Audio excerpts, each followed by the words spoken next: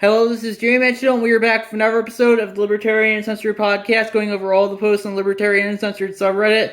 Let's get right into it. So first we have police dismantle long-standing White House peace vigil on Trump's orders from TheGuardian.com, posted by Ninja Lover, and they added, law enforcement officials on Sunday dismantled a peace vigil that had stood in front of the White House for more than 4 decades, an action taken on orders issued by President Donald Trump 2 days earlier. And yeah, personally, I think, if it was on the White House property, ultimately the president can justify doing whatever he wants to on his own property. But even if it wasn't, the president pretty much controls all the law in the land. The president is, in a lot of respects, the highest office when it comes to the enforcement of law. And so, yeah, I personally don't care that he's removing peace vigils, but ultimately, the president ultimately has the legal monopoly on these to force to justify enforcing whatever they want to, and that includes stuff that I personally don't care for, like this. I personally, if I was the president, I would let the peace vigil stay up, but, ultimately it does come down to who has the legal force to do what.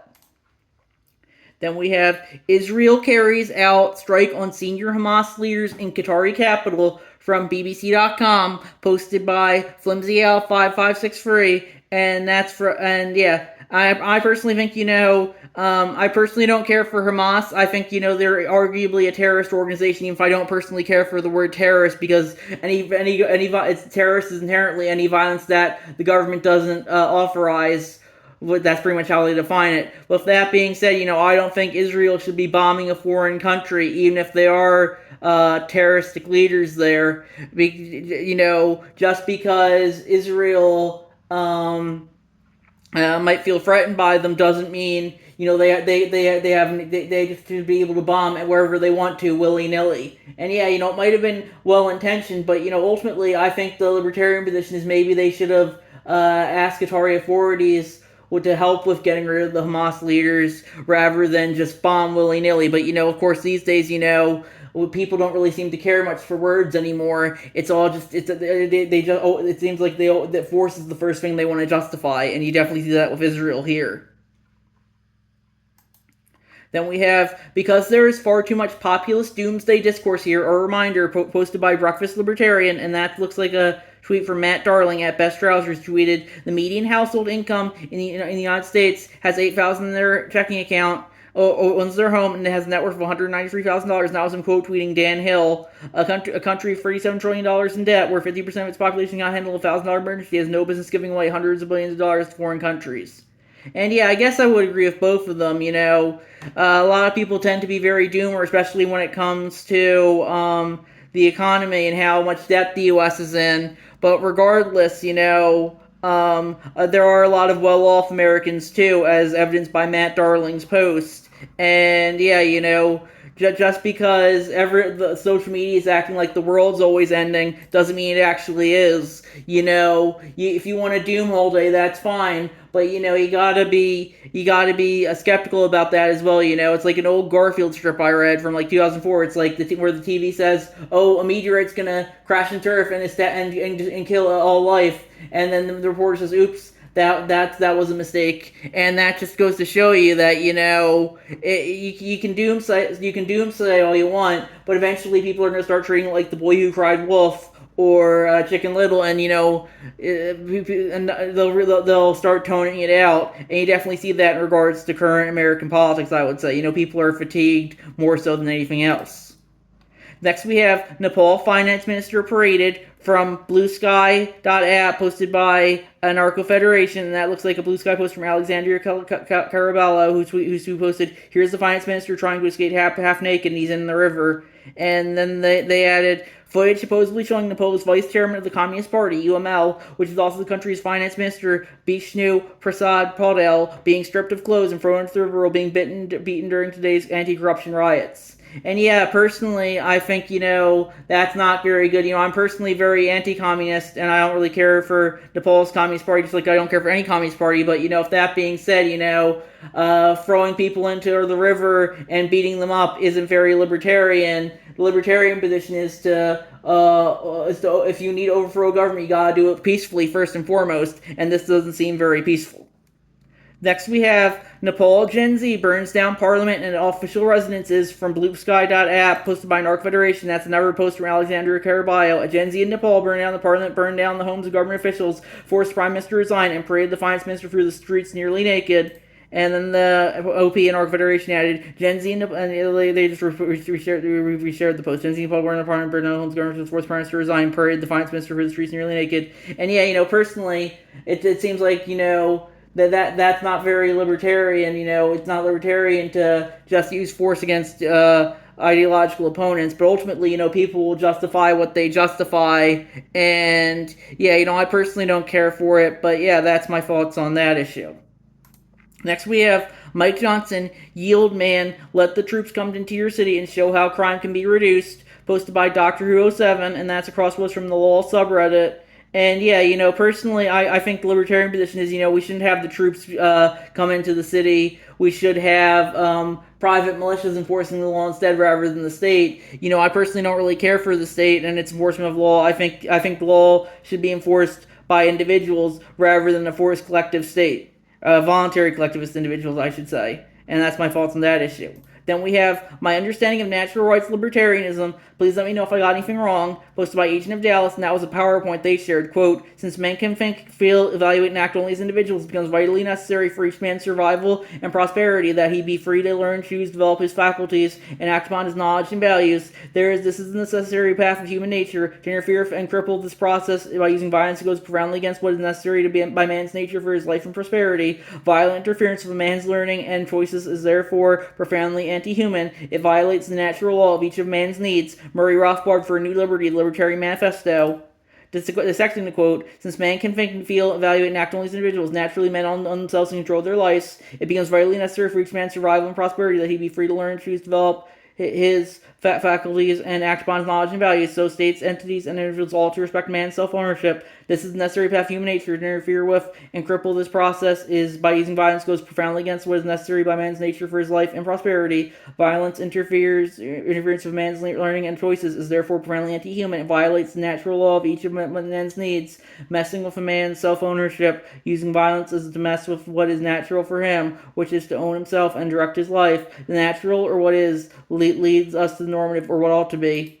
Now, to break it down more simply, this is a man. He is born naked into the world. Naturally, we expect him to make choices for himself, like what to eat, what to wear, and whom to exchange. The expectation extends to other people born around the man. They make choices for themselves. No one makes choices for them, and they don't make choices for other people.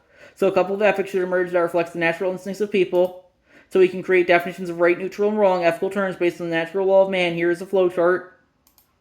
Examples. Taxation. Does taxation violate self-ownership? Yes, because you are forced to outlay your money towards causes you would not have chosen to support on your own. Therefore, taxation is wrong. Prostitution. Does it violate self-ownership? No, because it is the market interaction between two consenting individuals. Prostitution and the free market are neutral. Therefore, self-defense. Does it violate self-ownership? No, it is an attempt to reclaim it from an aggressor. Then it's the conclusion self-defense is right because the opposite of wrong violates someone's self-ownership.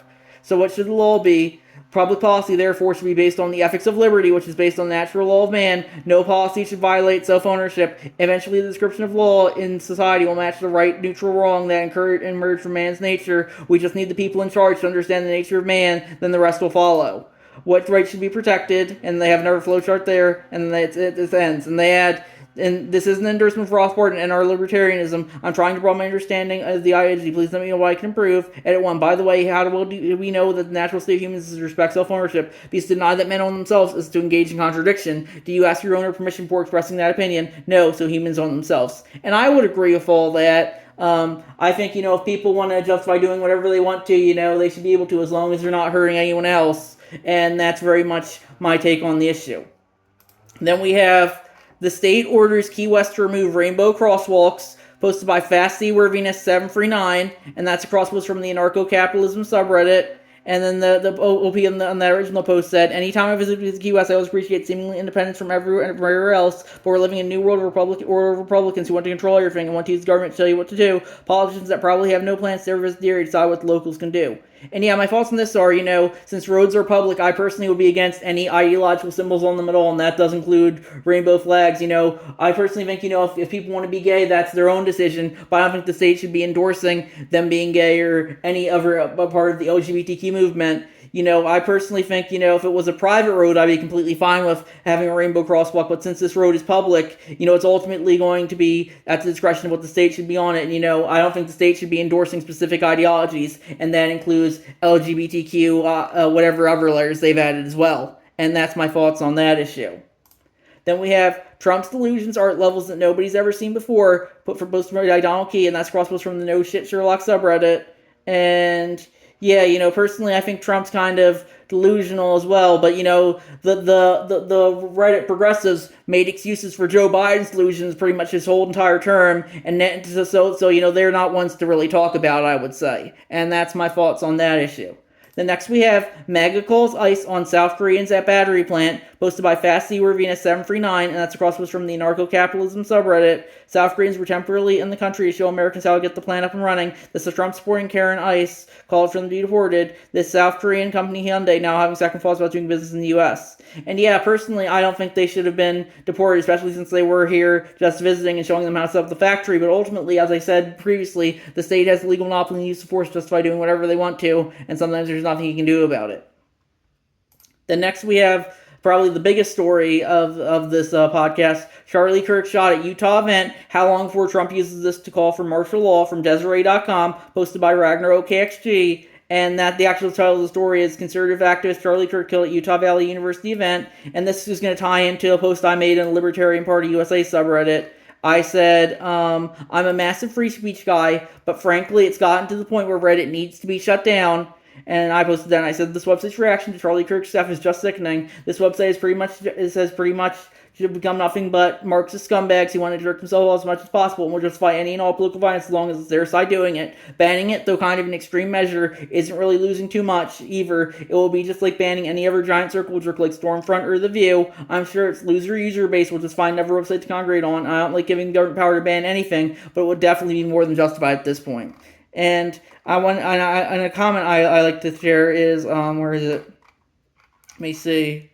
A lot of Dr. 07 replied to me. This is interesting. Where is it? I'm trying to find it. Let me see. So here it is. Let me see. I'm seeing if I can get there. Sorry, it's taking a while.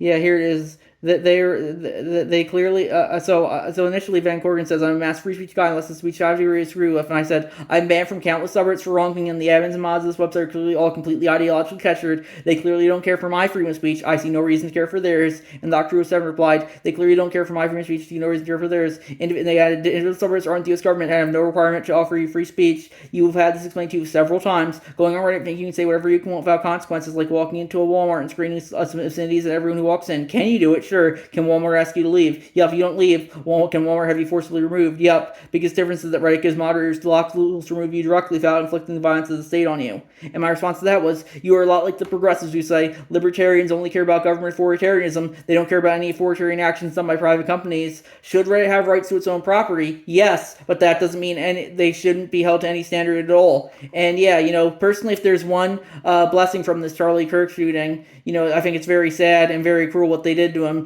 He didn't use force against others, he was just using words, but apparently even that's too much for Reddit these days, and they're really celebrating his death, even if, they're trying to keep it on the down low so their posts posts and comments don't get removed. But regardless, it just goes to show you, ultimately, everything comes down to who has the force to do what, and, ultimately, I don't think the person should have killed Charlie Kirk, but, if they justified it. And yeah, now he's dead, and that just goes to show everyone talks about what laws matter and what laws really don't, but the only laws that really matter, I saw this a guy said this on the Joe Rogan podcast a while ago, it's the laws of physics, how fast does a bullet travel to hit its intended target, and yeah, I personally don't really care for that, but that's ultimately the only law that really matters in life, because people think they can control everything, but in reality, ultimately people are going to be subject to whoever has the force to do what, and that's my thoughts there. And yeah, personally, I hope this shooting just continues to tank Reddit's reputation. And yeah, I personally, as I said, I don't think the libertarian position is you shouldn't be banning anything, but I definitely do think As I said in the comment, I agree, but if I had to ban just one thing in the whole wide world, it would almost certainly be this website, because it's pretty much nothing but an ideologically captured Marxist circle jerk at this point. And that's my thoughts on that issue. And I think I think we're gonna wrap it up there. I'll see you guys in the next episode. Bye.